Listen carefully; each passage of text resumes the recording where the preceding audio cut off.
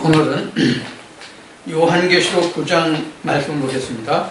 신약성경 407쪽입니다. 신약성경 407쪽 요한계시록 9장 1절 말씀을 보겠습니다. 요한계시록 9장 1절입니다. 다섯째 천사가 나팔을 불매 내가 보니 하늘에서 땅에 떨어진 별 하나가 있는데 저가 무저갱의 열쇠를 받았더라. 저가 무저갱을 여니 그 구멍에서 큰 풀무의 연기 같은 연기가 올라오매 해와 공기가 그 구멍의 연기로 인하여 어두워지며 또 황충의 연기가 가운데로부터 땅 위에 나오매 저희가 땅에 있는 전갈의 권세와 같은 권세를 받았더라. 아멘. 그리고 다시 한 절 보겠습니다. 요한계시록 20장입니다. 요한계시록 20장 역시 1절 보겠습니다. 420쪽입니다. 또 내가 보매 천사가 무저갱 열쇠와 큰 쇠사슬을 그 손에 가지고 하늘로서 내려와서 용을 잡으니 곧 옛뱀이요 마귀요 사단이라 잡아 1000년 동안 결박하여 무저갱에 던져 잠그고 그 위에 인봉하여 1000년이 차도록 다시는 만국을 미혹하지 못하게 하였다가 그 후에는 반드시 잠깐 놓이리라. 아멘. 오늘은 여러분들과 함께 어떤 주제로 말씀을 알아보는가 하면 신학의 구원이 있는가 라는 제목으로 말씀을 나누려고 합니다.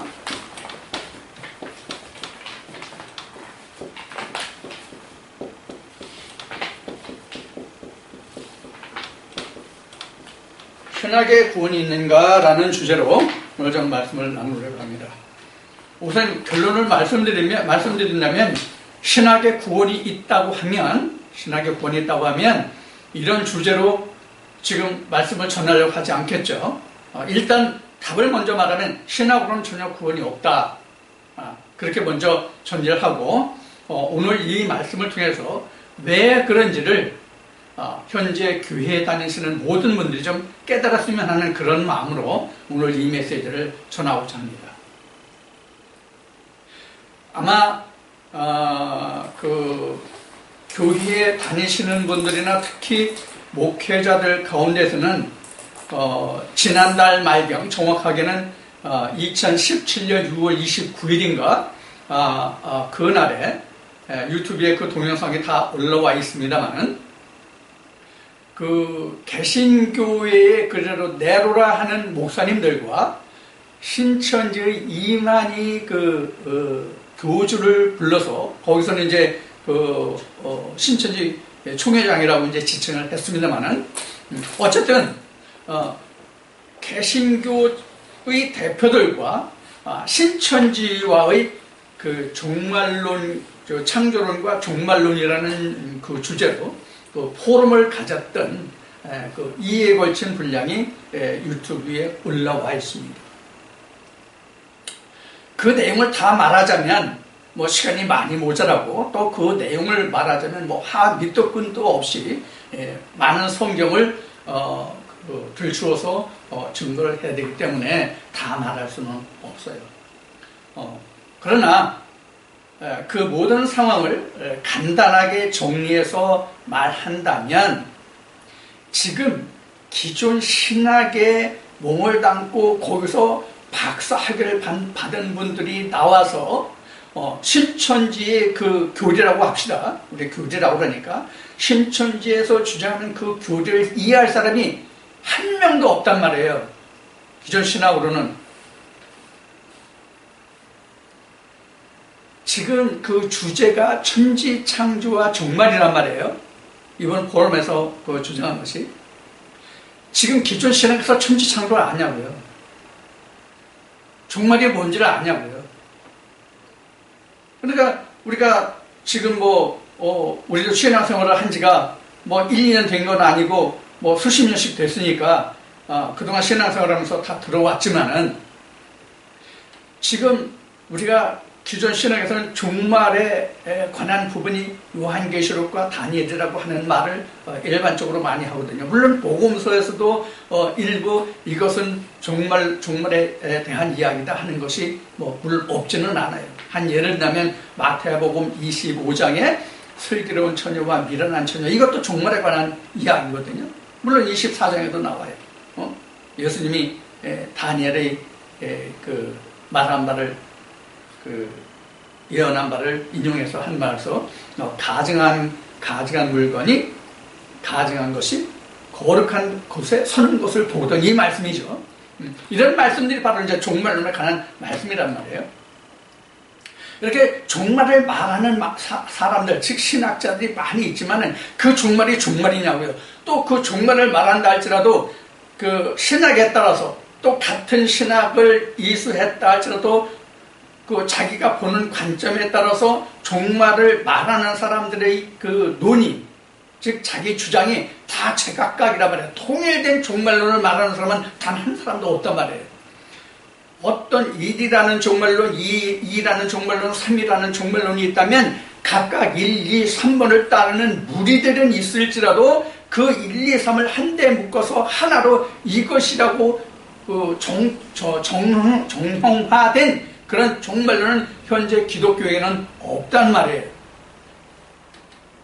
자, 같은 장로교, 감리교, 성결교 뭐 이런 교단이라고 할지라도 그 교단에서 있는 목회자들이 목회하는 부분에 있어서 그들이 같은 종말론을 1번, 2번, 3번 예를 들었잖아요. 그 1번, 2번, 3번에서도 서로 각각 다른 구원론과 종말론을 말하고 있는 것이 현실이란 말이에요.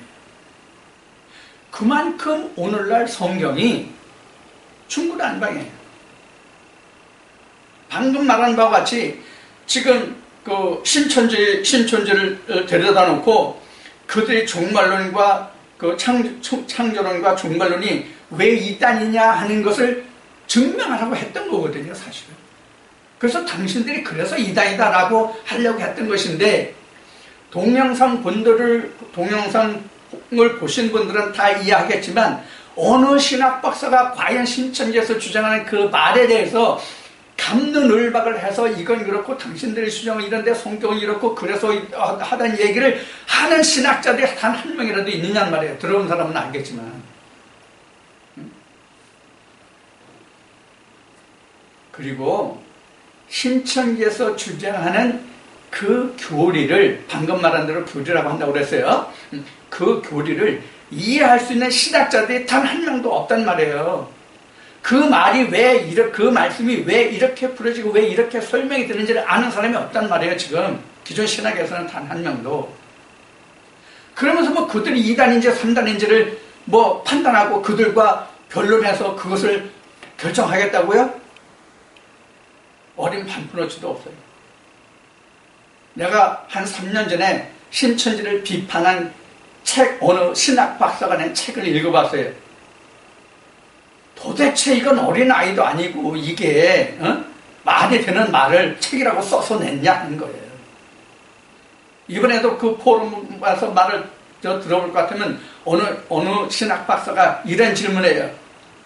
뭐 이단이요, 뭐 마귀요, 사단이라고 하면 뭐 뿔이 달리고 뭐가 어떻게 되고 이런 줄 알았는데 뭐 이만희 총재님을 보니까 그렇지 않다고 이런 말을 하더라고요. 이런 진짜 말 같지도 않은 말을 하는 사람들이 그래도 신학 박사라고 이거 줄 3개 두르고 옷을 입고 거들먹거리고 있단 말이에요, 지금 오늘날 교계들이.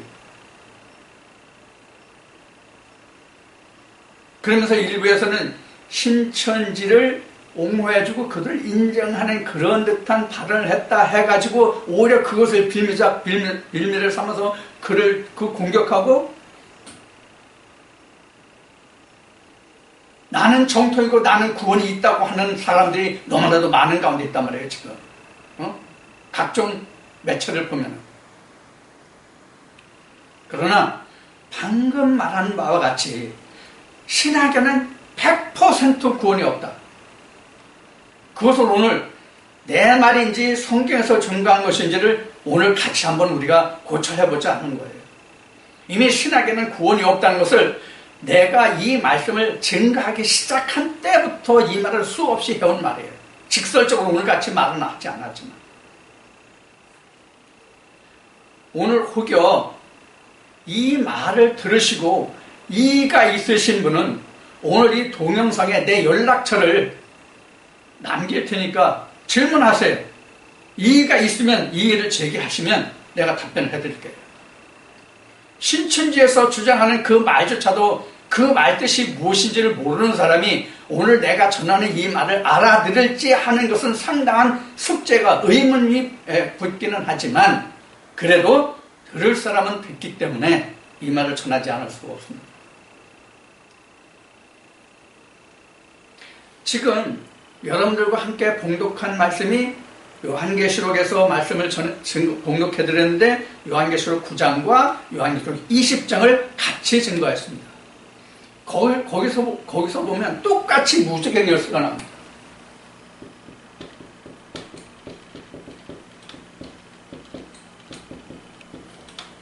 똑같이 무적의 열쇠가 나옵니다. 여기서는 땅이에요. 그 다음에 계시록 20장 1절부터는 하늘에. 이걸 잘 보시기 바랍니다. 계시록 9장 다시 한번 보겠습니다. 다섯째 천사가 나팔 불 때예요. 다섯째 천사가 나팔을 불매 내가 보니 하늘에서 땅에 떨어진 별 하나가 있는데, 여기 계시록 9장 1절에는 하늘에서 땅에 떨어졌어요. 하늘에서 땅에 떨어졌다고 되어 있어요. 근데 이게 이 사람이 이게 뭐냐면 무적행 열쇠를 가졌다고 그래서 이게 무적행 사자예요. 그래서. 근데 지금 여기 보면 하늘에서 땅에 떨어진 뭐라고 그랬습니까? 하늘에서 땅에 떨어진 별이라고 그랬어요. 별이 뭐냐는 거예요. 별은 성경에 많이 나옵니다. 창세기 넷째 날에 별이 맨 먼저 나오기는 창세기 1장에 넷째 날에 별이 맨 먼저 나와. 1월 성신을 그 하나님 넷째 날에 지으시잖아요. 그래서 그때 별이 맨 먼저 나와요. 근데 별에 대해서 참 재미있는 성경이 하나 나오는데 그게 바로 보면 요셉의 꿈이죠. 요셉의 꿈에서 보면 11별이 나에게 절하고 해와 달도 나에게 절하고 이렇게 나와요. 그래서 요셉이 먼저 내가 들에 있는데 곡식 단 형들이 그 11단이 나에게 절하더라 하는 얘기를 먼저 하죠. 그 다음에 또 꿈을 꿨는데 해와 달과 별들이 나한테 절하는데 11별이에요. 그래서 그 말을 듣고 요셉의 말을 듣고 형제들이 야 아버지와 어머니가 그리고 형들이 내게 절하랴? 이렇게 나오죠. 요셉의 꿈에 이제 설명이 나옵니다. 그러나 실제로 그 일들이 실제로 출애굽 사건 때 일어나죠. 그러니까 출애굽을 위한 하나님의 구원을 이루는 하나의 예시로 보여준 것이 바로 요셉의 꿈이란 말이에요. 그럼 그 별이 뭐예요? 거기서 이제 별이 나왔어요. 그 다음에 예수의 탄생 때 동방박사 셋이 별의 인도를 따라 아기 예수를 쫓아갔다는 설명이 나오죠. 그럼 여기 별들에 대한 것은 별들에 대한 얘기는 있어도 별이 뭔지는 안 나와요, 사실은. 그런데 별이 뭐다 하는 것은 요한계시록 1장에 아시아 7교회를 편지하는 주님의 주의 사자, 주의 영이 사도 요한에게 보여준 설명에 보면은 7별과 7촛대에 대한 설명이 나와요. 그럼 별이 뭐예요? 주의 사자들이 별이란 말이에요. 주의 사자들이. 그런데 이 계시록 9장 1절에서 그 별은 하늘에 있다가 땅에 떨어진 별이란 말이에요. 땅에 있는 별이란 말이에요. 그러니까 현재 위치가 본래는 하늘이었는데 현재 위치는 하늘에서 떨어져서 땅에 있는 별이라는 말이에요. 이게 뭐예요? 이게 황충이라고 뒤에 설명이 나와요. 황충. 그리고 무적행이 열쇠예요. 무적행이 뭡니까? 무적행이 일반적으로 우리가 말하는 그 수월 지옥을 말하는 게 무적행이에요. 너무 밑에 끝이 없는 게 무적행이거든요. 그래서 이거를 그 영어로는 TTOM인가? TTOM인가? 맞아.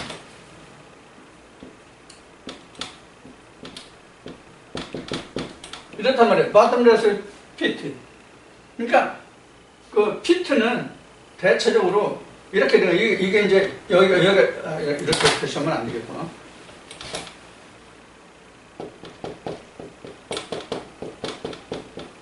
이게 땅 지면이란 말이에요. 지면이 이렇게 땅을 밑으로 이렇게 톱하기를 한다. 요거를 피트라고 그래요. 이거 피트라고 그래요. 근데 이게 끝이 없는 거, 이 끝이 없는 거, 피트를 파긴 팠는데, 땅을 파긴 팠는데, 밑이 없는 거, 이게 무한정이란 말이에요, 무한대. 이런 것을 bottomless pit라고 그러거든요. 이걸 무적이에요. 그래서 수월 지옥, 이렇게 표현하는 거예요. 그러니까, 지금 계시록 9장 1절에서 하늘에서 땅에 떨어진 별이라고 하는 뜻은 바로 뭐냐면, 지옥의 사자다라는 얘기예요. 지옥의 사자다, 그런 얘기예요. 그러면, 하늘이 뭡니까, 하늘이? 우리가 하늘이라는 것은 맨 먼저 어디서 나오냐면 창세기 1장 1절에 나와요. 태초에 하나님이 천지를 창조했을 때 그 천이 바로 해본 하늘이거든요. 그런데 우리가 이 하늘을 볼 때 지금 별 설명됐죠? 별 설명됐죠? 별에 대해서 확실히 이해를 못하겠으면 계시록 9장 1절 계시록 1장을 한번 보자고요. 계시록 1장 맨 끝절 한번 봐요. 20절 보면 일곱 별과 일곱 촛대에 대해서 설명이 나와 있는데 이렇게 나와 있어요. 내 본 것은 내 오른손에, 이것은 내 오른손에 예수님을 말하는 거예요. 이 계시를 보여준 자가 사도 요한에게 계시를 보여준 자가 예수님이거든요. 그래서 내 본 것은 내 오른손에 일곱 별의 비밀과 일곱 촛대라. 일곱 별은 일곱 교회의 사자요, 일곱 촛대는 일곱 교회냐, 이렇게 설명이 됐어요. 그래서 별에 대해서 설명이 나왔죠. 그러니까 이 별이라는 것은 뭐냐면 하나님이 보내신 사자예요. 이걸 히브리 1장의 말씀으로 보면 하나님이 부리시는 영천사예요. 그래서 이 별이라는 게 바로 그렇단 말이에요. 그러니까 지금 하늘에서 떨어졌다는 얘기는 이 하늘은 곧 하나님을 얘기하는 거거든요. 성경에 하늘이 해본으로 나왔어요. 해본으로 나왔어요. 근데 이 해본을 우리가 물리적 공간으로 생각하는 사람들이란 말이에요. 지금 신학에서는 이 해본을 물리적 공간으로 생각한단 말이에요. 그런데 이 물리적 공간이라고 하는 이 하늘이 아니라 이 해본이라는 것은 바로 뭐가 해본이냐면 하늘의 하나님, 즉 나는 하늘이라는 얘기예요. 성경은 나와요. 말씀이 많이 나와요. 그래서 이것을 정리하면 여기가 해분이에요. 여기 해분이란 말이에요. 물론 여기의 성막이나 성전의 설명에서는 여기가 지성소죠. 그래서 여기가 사실 성막이나 성전을 보면 여기가 지성소로 나와가지고 여기가 뭐로 나왔습니까? 엘로힘이죠? 엘로힘이 헤븐이란 말이에요. 엘로힘이 뭐예요? 하나님이란 말이에요. 응? 그래서 하늘에서 떨어졌다고 하는 얘기는 하나님께로부터 분리된 자를 뜻하는 거예요. 하나님께로부터 분리된 자. 그럼 왜 성경은 하늘에서 떨어졌다고 하느냐? 왜 하늘에서 떨어졌다고 하느냐? 이것을 알아야 돼요. 왜 하늘에서 떨어졌다고 했을까? 자, 그러면 엘로힘 하나님이죠. 하나님이 요한복음 1장 1절을 통해서 보면 뭐예요? 말씀이죠. 말씀이란 말이에요. 이 하늘에서 떨어진 사람을 죽이는 그 영혼을 죽이는 이들도 무엇을 바탕으로 하냐면 성경을 바탕으로 하기 때문에 하늘에서 떨어진 별이에요. 그래서 하늘에서 떨어진 별이에요. 하늘에 있는 별이 아니라 하늘에 떨어진 별, 땅에 있는 별이란 말이에요. 아니, 땅에 별이 있냐고요? 우리가 물리적으로 생각해보자고요. 세상 이치로 보면 별이 하늘에서 떨어졌으면 우리가 그거를 운석이라고 그러죠. 그걸 운석이라고 그래요. 그러면 이 운석이라고 하면 이 운석을 가진 사람은 떼부자야, 떼부자. 몇 년 전에 우리나라에서 그런 일이 있어요. 저 아랫지방 어딘데 거기에 운석이 떨어졌다고 운석 주우러 가가지고 운석을 준 사람 그거 하나에 뭐 몇억이니 몇십억이니 하는 얘기가 있었어요. 그래서 거기로 돌 주우러 갔던 사람들이 있었다는 것이 보도된 적이 있었죠. 그래 이렇단 말이에요. 그러면 실제로 하늘에서 떨어진 별이라면 어떻게 무적인 사자가 되냐고요. 사자가 무슨 뜻이에요? 사자가 라이언이에요? 저 밀림지대에 사는 그 맹수 밀리언 라이언이라고 하는 그런 사자냐고요. 사자라는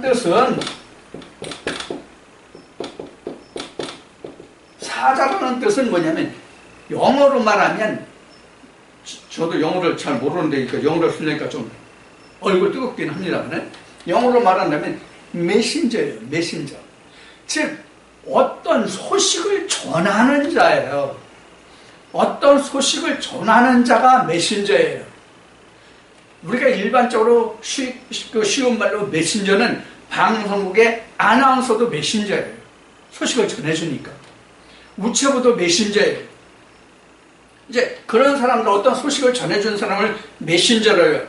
그러면 성경에서 메신저가 지금 요한계시록 9장 1절로부터 말한 하늘에서 떨어진 별이라는 그런 땅의 메신저가 있는가 하면, 그런 사자가 있는가 하면 계시록 20장 1절부터 기록한 이 하늘에서 떨어진 이 거짓 선지자들을 가두는 하늘에서 내려온 무적행 열쇠를 가진 무적행 사자도 있다, 그 얘기예요.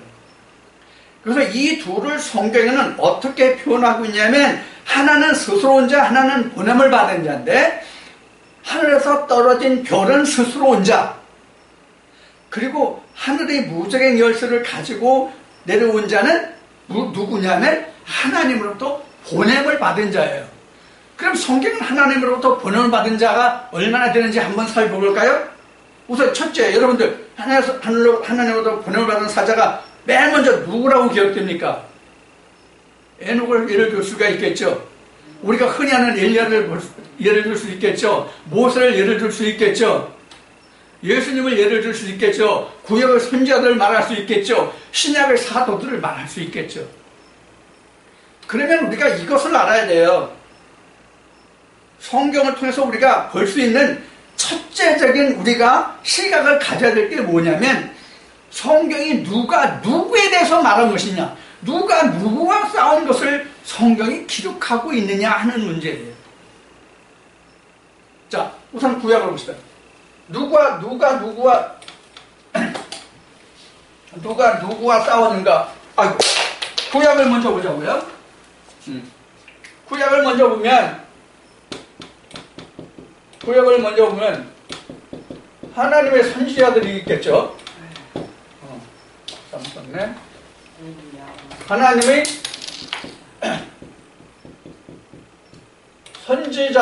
하나님의 선지자들이 누구와 싸웠어요? 거짓 선지자들이죠.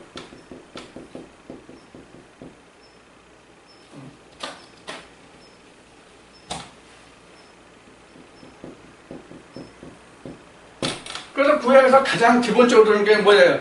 열왕기상에 나와 있는, 열왕기 18장에 나와 있는, 열왕기상 18장에 나와 있는 누구예요? 바알의 선지자 450인가 엘리야 한 사람이에요.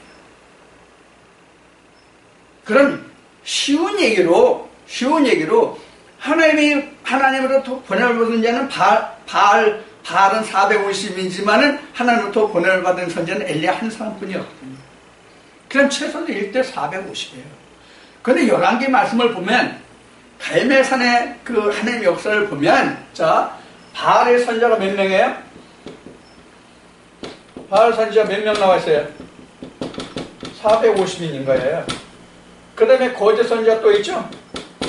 그래서 400명인 거예요.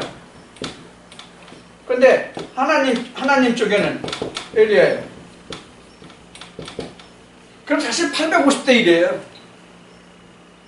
지금은요, 에레미야 선지자를 통해서 하나님이 말씀하신 바가 지금은 성읍마다 다 신이에요. 성읍마다 다 신인데 그 성읍이 어떤 성읍이에요?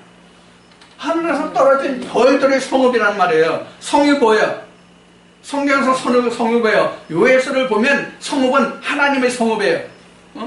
교회를 말한단 말이에요. 쉬운 얘기로. 그런데 교회마다 신이에요. 그럼 성경에는 하나님이 말씀하시기를, 모세를 통해서 말씀하시기를 나 외에 다른 신이 있다고 했느냐 없다고 했느냐를 보면 알아요. 그런데 하늘로 떨어진 별들마다 다 신이거든요. 하늘에서 떨어진 별들마다 다 신이에요. 그래서 예수님이 오셔가지고 바리새인들에게, 야, 내가 하나님께로부터 왔다는 것을 너희는 왜 이상하다고 생각하느냐? 야, 너희 성경에 봐라. 너희 보는 성경에 보라고. 야, 사람이 신이라고 하지 않느냐? 근데 내가 하나님께로부터 말씀으로 거룩함을 받아서 내가 왔어. 내가 하나님의 아들이고 내가 신이라고 하는데 왜 이것이 참남하다느냐?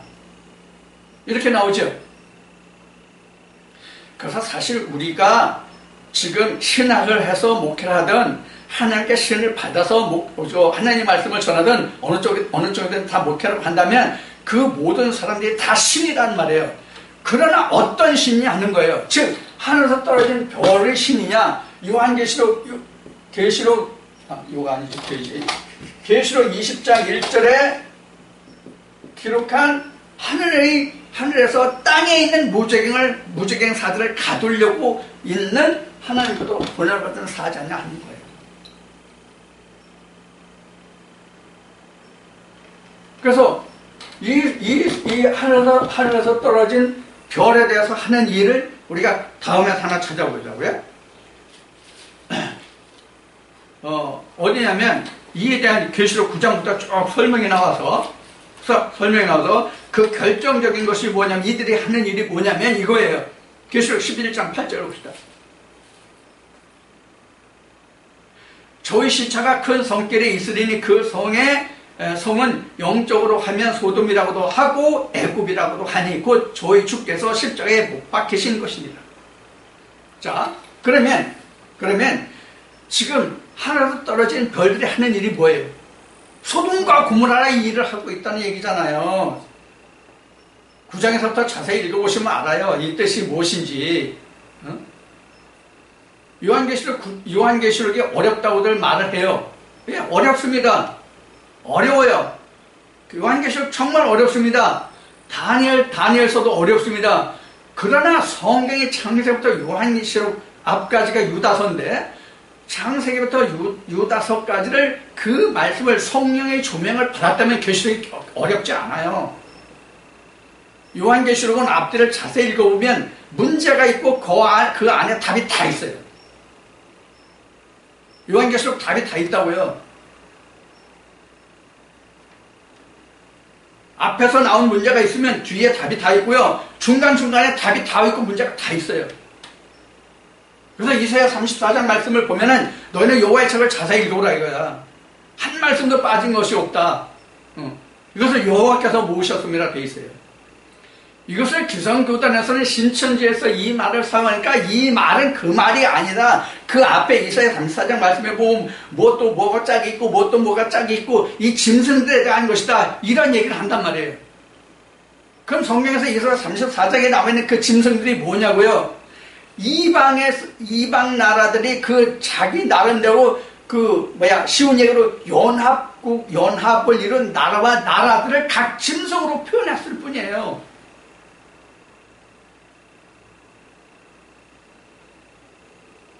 그럼 이스라엘은 누구와 연합했습니까? 세상 나라와 연합했습니까? 하나님과만 연합했다는 것이 이스라엘이에요. 그런데 오늘날 이스라엘이라는 것이 이제 이 신명기 말씀을 보면 주의 백성 이스라엘이라는 설명이 나와 있는데, 오늘 이스라엘이라고 얘기하면, 예루살렘이라고 얘기하면 아직도 중동 땅에 이스라엘이라는 그 지경의 나라를 생각하는 신학자들이 너무나도 판박이로 많아요. 이스라엘이라는 나라는 지경을 말하는 것도 아니고 어떤 무리를 말하는 것도 아니고 한 사람이 이스라엘이에요. 베드로전서 1장을 보라고요. 베드로가 어떻게 증거했나? 너는 망같은 제사장이요 하나님이 나라다, 이렇게 얘기했어요. 창세기 25장에서도 보면은, 자, 이삭과 야곱을 잉태했잖아요. 이삭과 야곱을 잉태했는데 거기서 하나님이 이삭과 야곱을 두고 하나님이 뭐라고 그랬어요? 두 국민이 싸운다고 그랬어요. 두 국민이 싸운다. 아니, 한 집에서 한 남편의 아내로 한 여자가 쌍태를 했는데, 즉 쌍둥이를 잉태했는데, 그게 두 국민입니까? 한 국민이지.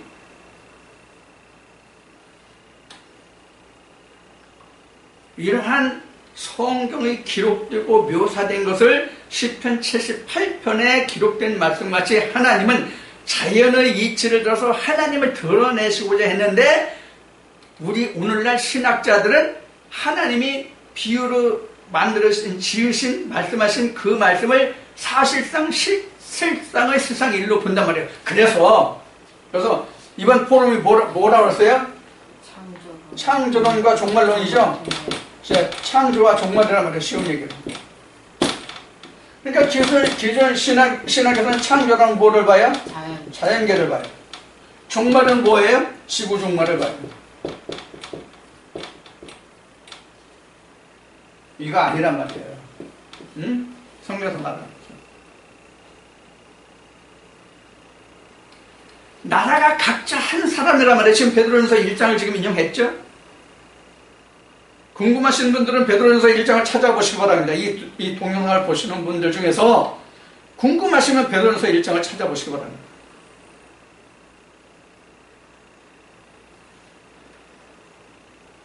자, 그러면 이번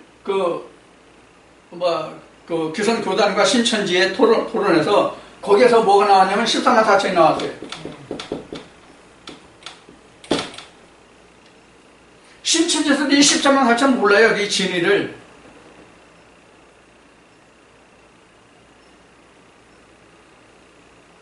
이거 설명을 안 드리고 답만 가르쳐 줄게요. 계시록 21장 9절 이하가 답이에요. 14만 4천의 답이에요. 열두 보석도 다 이거예요. 이게 하나님의 나라예요.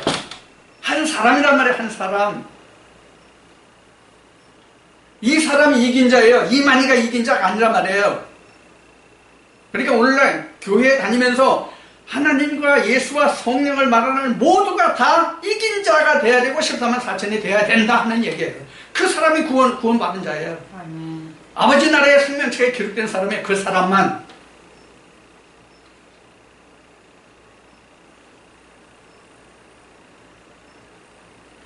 이것이 성경에는 지금 수많은 증거들이 나와 있어요. 근데 이것을 알지 못할 뿐이에요.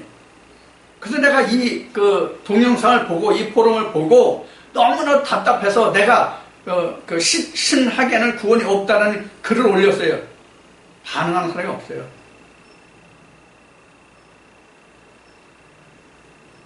모든 신학을 전공한 신학 박사님들 답변해 주시길 바랍니다.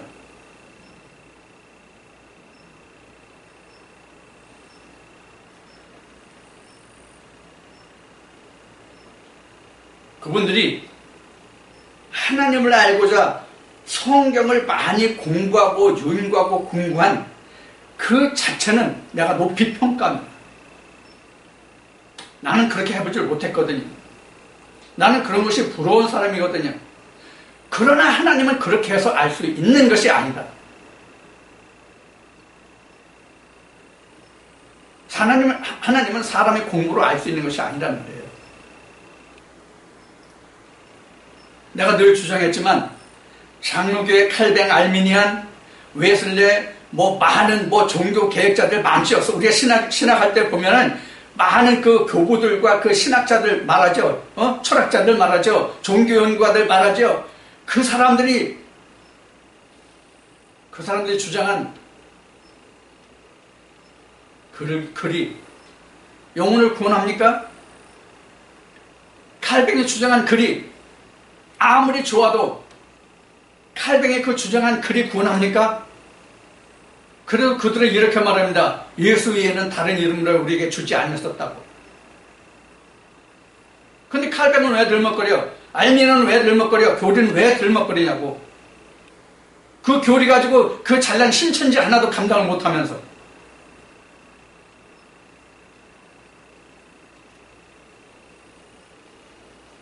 자, 그래서 구약 때는 선지자들이 거짓 선지자들과의 싸움이었어요. 쉬운 예를 하나 들어봅시다. 가장 쉽게 잘 나타난 부분을 하나 보자고요. 에레미야서 하나를 들겠습니다. 에레미야는 하나님이 다윗과의 언약을 인해서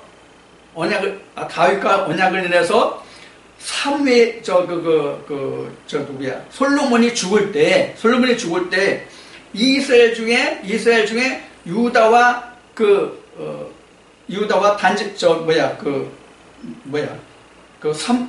사울이 난 지파가 무슨 지파죠? 베냐민 지파. 이 두 지파를 남겨주고 나머지는 북이스라엘에 줬고 남유다에 유다와 그 베냐민 지파만을 남겨놓으시고 그걸 갈라뜨렸잖아요. 뭐 때문에 하나님이 그렇게 갈라놓으셨어요? 다윗과의 언약을 인해서 솔로몬이 행한 그 잘못을 그렇게 하나님이 역사하셨거든요. 그래서 성경을 보면 11개 그 역대기에 잘 나와 있지만은 유다 백성들이 북이스라엘을 치리해서 우리가 하나로 모을까요 할 때 하나님이 뭐라고 했어요? 나더러 이건 내가 아니리라 이렇게 성경은 증거하고 있단 말이에요. 자, 그래서 하나님이 다윗과의 언약을 인해서 유다를 남겨놓으셨어요. 남유다를. 그렇게 남유다를 남겨놓으셨음에도 불구하고 그들이 하나님을 배반하고 떠났어요. 그럼 그들이 실제로 하나님을 떠났나요? 누가 하나님을 떠났어요? 주의 종들이, 즉 아론의 반차를 쫓아서 하나님의 단을 맡았던 그들이 하나님을 배반하고 이방신을 전했기 때문에 그런 거거든요. 그 절정이 언제였는가 하면 에레미야 때였어요. 에레미야 때에 하나님이 유다를 쟁취하시려고 할 때에 하나님은 에레미야를 들어서 하나님이 어떻게 유다를 쟁취하실지를 말씀하셨는데 그때에 하나님의 선지자는 에레미야 한 사람이었어요. 쉬운 얘기는.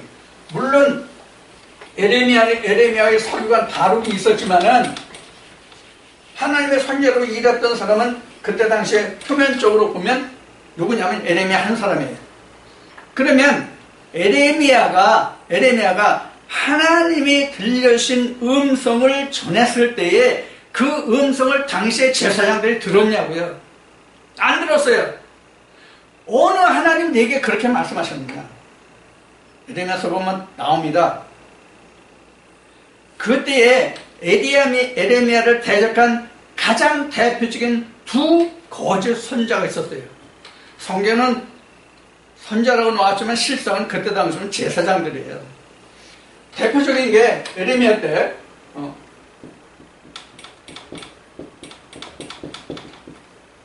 에레미야 때 가장 대표적인 거는 하나냐가 있어요. 그 다음에 스마야가 있어요. 자, 하나냐 같은 경우에는 에레미야가 그들에게 표적으로 네가 나무 멍에를 지라고 했을 때 스마야가 그 나무 멍에를 벗겨서 잘랐어요. 그래서 하나님이 유다 백성들에게 다시 져주신 멍에가 뭐예요? 실멍에예요.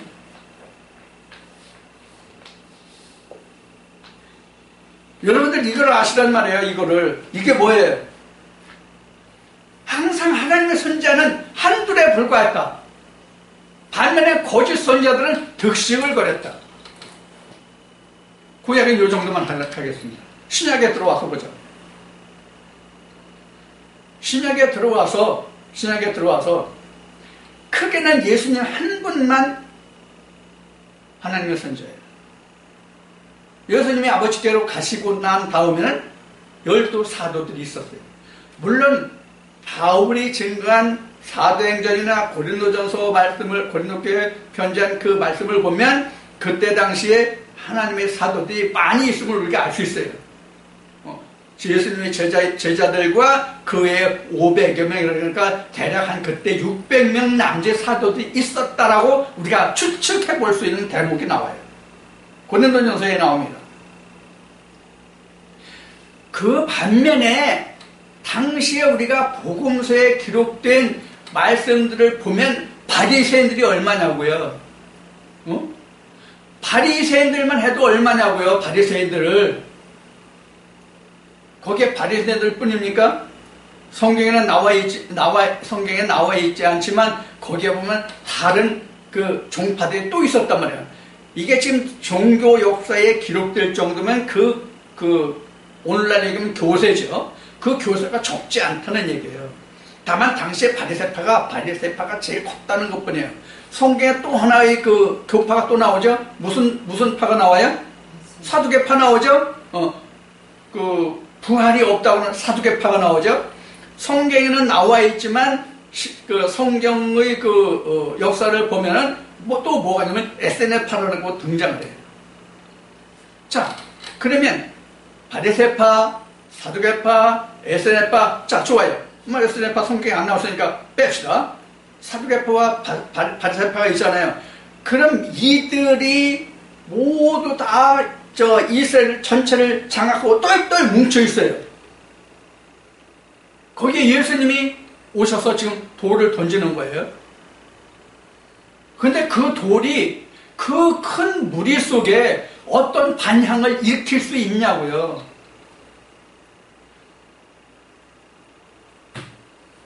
지금 지워졌지만 계시록 9장에서 하늘에서 떨어진 별이라는 게 그럼 무엇을 표현하는지를 조금 더 설명할게요. 이게 바로 신학을 말하거든요. 성경을 바탕으로 그들이 교리를 만들었잖아요. 교리가 뭐예요? 교리가 성경입니까? 성경 아니에요.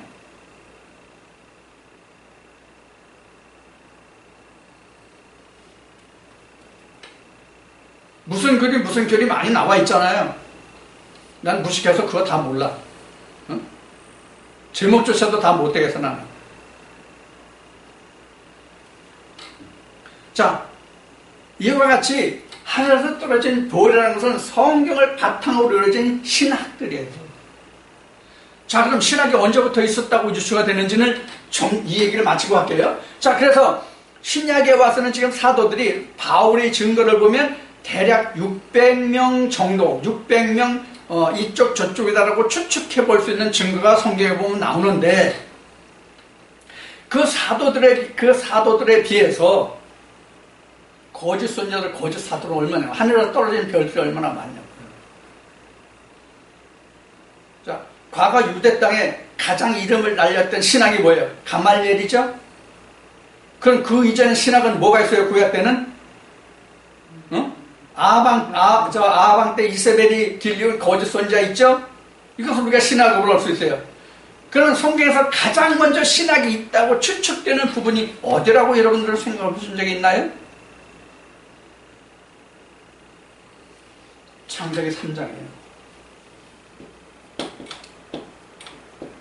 뭐가? 선악과 따먹은 거. 물론 창세기 2장에 선악과라는 말이 나오지만 생명나무 선악나무가 나오죠. 창세기 2장에 나오지만 결과적으로는 창세기 3장에서 선악과를 먹게 되잖아요. 이 선악과를 먹었다는 것이 바로 뭐냐면 신학이에요.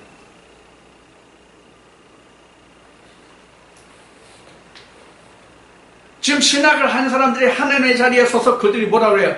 야, 선악과 따먹지 말라고 하잖아요. 쉬운 얘기를 하면 이 교리에서 벗어나지 마. 그럼 죽어. 이렇게 되잖아요. 근데 실제로 이 선악과를 따먹어야만 자기가 죽은 걸 알고 벗은 걸 알아요.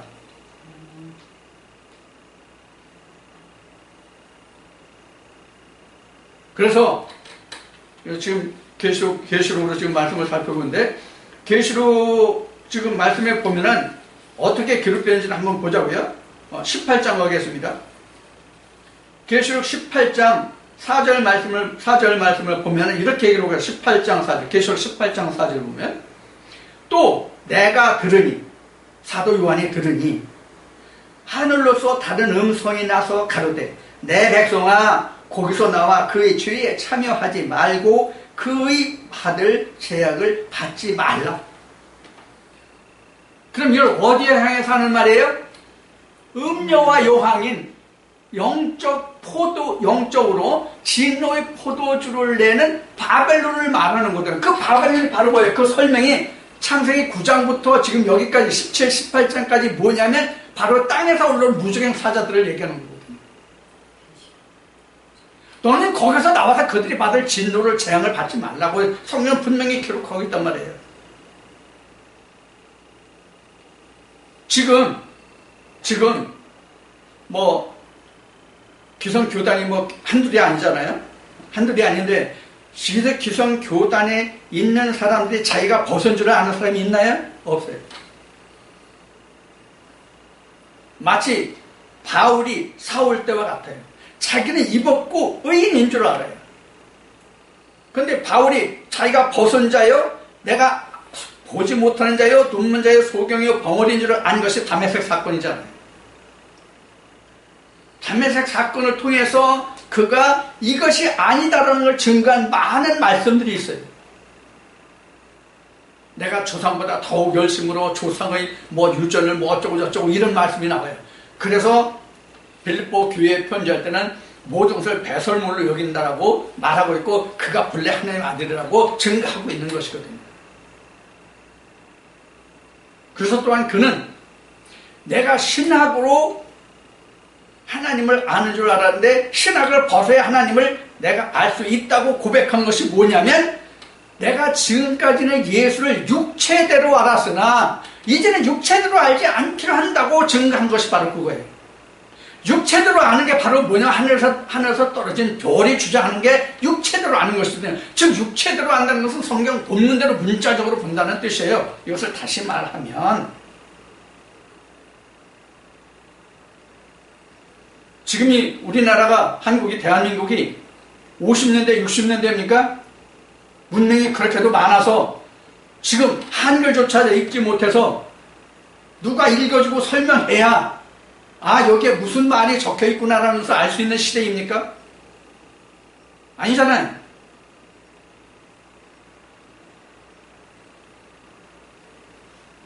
지금 한글 아니라 한문, 영어, 각 세계 언어를 지금 능수능란하게 몇 개 국어를 자국어같이 모국어같이 할 수 있는 사람들이 지금 부지기수인 때예요, 지금은.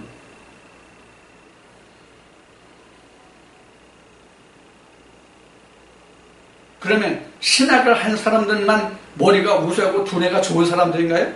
아니란 말이에요. 의학을 한 사람들, 법을 한 사람들, 전자과학을 한 사람들 중에는 뛰어난 목회자들보다 더 명석하고 두뇌가 좋고 공부 많이 한 사람들 많단 말이에요. 그러면 그 사람들이 신학을 했으면 그 사람들만 못하겠어요?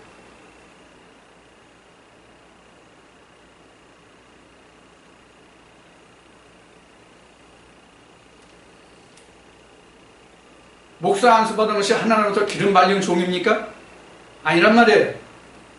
예수님이 말씀하신 것처럼 말씀으로, 하나님의 말씀으로 거룩함을 받아야만 그게 안수예요. 아니, 선임 목사가 저 신학교의 교수가 안수했지 하나님 와서 안수했어요? 무슨 하나님이 기름 발라 개뿔을. 교리가 안수했지 성경이 안수했어요?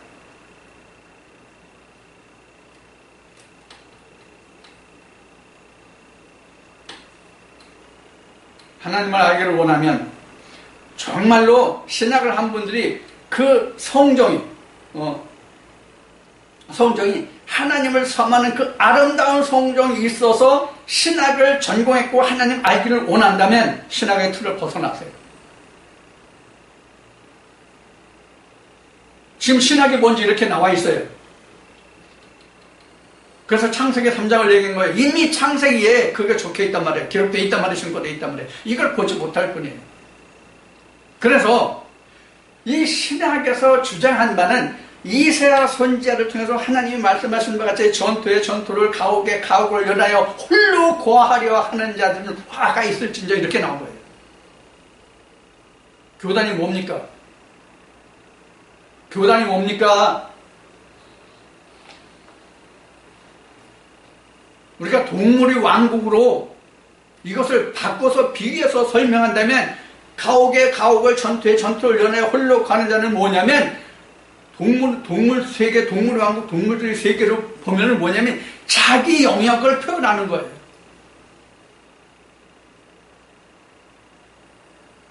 무슨 교회들은 우리 교단, 무슨 교회들은 우리 교단, 무슨 교회는 무슨 파는 우리 교단, 무슨 파는 우리 교단, 서로가 지금 영역 다툼하는 거란 말이에요. 그게 하나님 나라예요? 그래서 예수님이 말씀하신 바가 예루살렘 성전을 지나시면서 하신 말씀이에요. 이 성전 하루를 내가 3일에 지을게.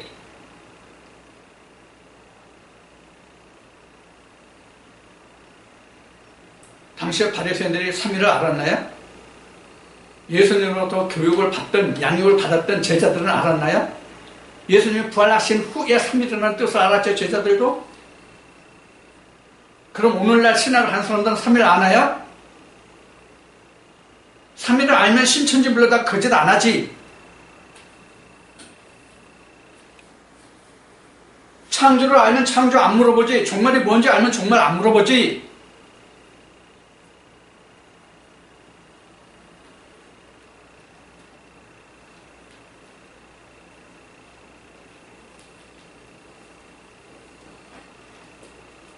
그러면서도 자기들만이 하나님을 알고 구원이 우리에게 있다고 말하고 당신들은 정말 하나님께 축복받은 구원받은 백성이라고 얘기를 한단 말이에요. 앞에 메시지라는 말을 했었죠. 이 메시지가 예수님이 말씀하신 거는 복음이에요. 복음. 이 메시지가 메신저라고 말했잖아요. 이 복음을 전하는 자란 말이에요. 복음을 전하는 자가 메신저예요. 자, 그러면 복음을 전하는 자가 예수님은 어떤 사람이 복음을 전하는 자라고 말하세요? 나를 보내신 이의 말을 증거하는 게 바로 보냄을 받은 자 메신저예요. 그러나 신학은 자기가 학교 다닐 때 배운 것, 본 것, 신학에 여러분들도 신학을 해보셨지만 신학에서는 그 공부할 때요. 특히 그 조직신학 할 때, 이걸 교리라고 그랬는데, 조직신학 할 때 읽어보라는 책이 무수히 많아요. 무수히 많다고. 그 책 다 읽어보지도 않지만, 몰라, 다 읽은 사람이 있는지는 모르겠지만, 나는 사실, 수박 사람이 겉하는 게 아니라 개미가 수박 겉할 만큼도 난 안 했어, 사실은. 못한 게 아니라 안 했어.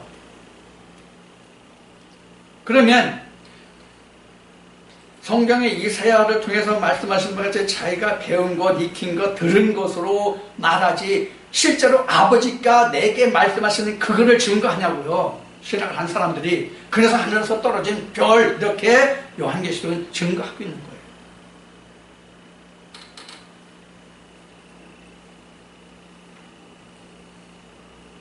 이 동영상을 들으시는 하나님을 사랑하고 주를 사랑하고 구원을 소망하는 모든 목회자들은 다시 귀를 열어 들어주시길 바랍니다. 그래도 희망을 가지는 것은 각종 매체를 보면 그래도 이 틀에서 벗어나고자 몸부림치는 많은 목회자들과 주위 백성들이 있다는 데서는 많은 소망을 갖습니다. 내가 여기서 그 이름을 밝힐 수 없지만은 지금 정말로 하나님의 말씀에 아주 근접해서 말씀을 전하는 젊은 목회자가 있다는 데 나는 상당한 희망을 갖습니다.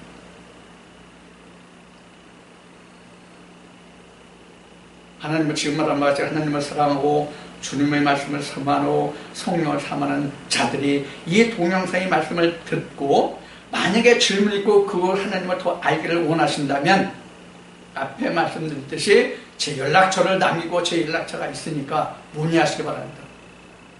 낱낱이 가르쳐 드리겠습니다. 모르면 제가 분명히 말씀드리거니와 하나님께 물어서 답을 얻는 그때 답변을 드리겠습니다.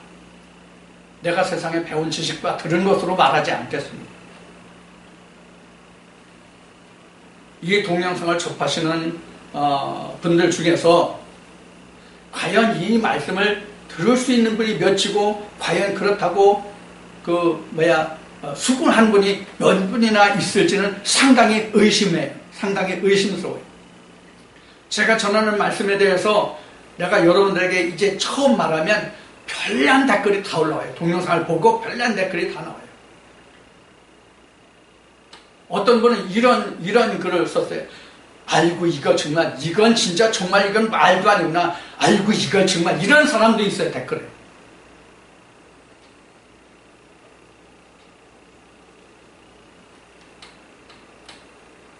그러나 나는 이런 사람들도 사실은 사랑합니다.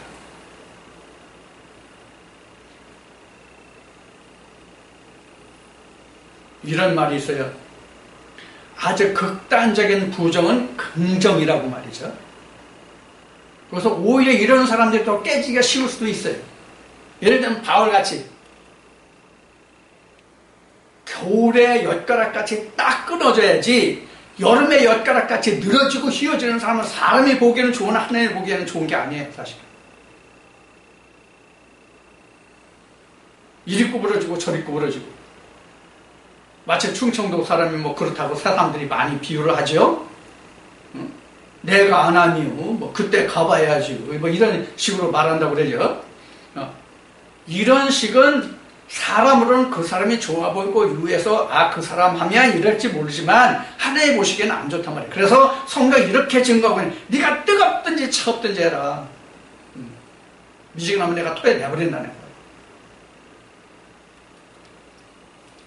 자, 이렇게 우리는 현재 우리나라가 지금은 쇠퇴일로에 있지만 기독교가 불과 몇 년까지만 해도 주변 국가에서 한국의 기독교를 본받겠다고 하는 나라들이 많아서 한국에 와서 배워가는 사람들이 많이 있었단 말이에요. 그러나 이것을 멸망의 지름길에 멸망의 선봉에 하늘에서 떨어진 별들의 가르침은 아무리 그것이 흥왕한다 할지라도 그거는 멸망의 선봉이 될 뿐이다. 오늘 제가 전하는 말에 대해서 이의가 있으신 모든 분들은 서슴없이 저에게 글을 남겨주시기 바랍니다. 다 답변을 해드릴 수 있을지 모르겠지만 분명한 답을 드리겠습니다. 여러분들이 오늘 저의 말씀을 듣고 비분 강개하시는 분들도 있겠지만은 비분 강개하기보다는 내가 지금 과연 누구의 음성을 듣고 무엇으로 하나님을 전하며 내가 정말 하나님을 아는가 성경을 아는가를 깊이 고찰하는 그러한 마음의 다짐이 있으셨으면 합니다. 우리는 사람의 고집으로 멸망한다는 말이 있습니다. 사람이 자기 고집으로 망한단 말이에요. 우리가 왜 하나님을 사모하고 하나님을 사랑하고 그러한 마음을 가진 마음이 누구보다도 더 특출한데 왜 자기 아집으로 멸망하려 하십니까? 성령이 교회에 주는 음성을 들으라고 성경은 분명히 기록하고 있습니다. 오늘 아시아 7교회가 얘기를 했고 요한계시록을 바탕으로 말씀을 증거했습니다마는 아시아 7교회에 편지한 그 내용을 보면 일반 교회들에 대해서는 주님이 편지하지 않으셨어요. 아시아 7교회는 다 하나님이 보내서 하나님이 일하는 주의 사제들의 교회에 대한 말씀이란 말이에요. 쉬운 얘기로 이 말은 무슨 말이냐면 하나님의 보냄을 받은 주의 사자들의 교회에서도 이러한 일들이 있을진데 하물며 하늘에서 떨어진 별들이 양육하는 그 교회에서는 어떠하겠느냐 하는 것을 생각해 보시란 말이에요. 이것이 지혜예요. 이것이 이런 것을 볼 수 있는 눈이 먼저 있어야 하나님의 성경을 통해서 우리 인간에게 주시는 교훈이 메시지가 무엇인지를 찾아가는 길이 열릴 거란 말이에요. 오늘 제가 여러분들한테 드리고자 하는 내용은 여러분들을 내가 업신여기고 여러분들을 내가 무시하고 그런 것이 아니에요. 여러분들을 사랑하는 마음으로 하나님의 음성의 성경이 이러한 것이다 하는 것을 말씀드리기를 원하는 거예요. 그래서 우리가 다 같이 하나님을 사랑하는 마음이 있다면 우리가 멸망의 길로 가지 말고 거기서 나와서 너희는 그가 받을 진노를 면하라고 하신 말씀과 같이 나는 지금 어떤 자리에서 어떤 일을 하고 있는가를 살펴서 하나님의 참된 사랑과 그 은혜에 들어가는 우리 모든 믿음의 사람들이 되기를 주의 이름으로 축원을 드리는 바입니다. 아멘.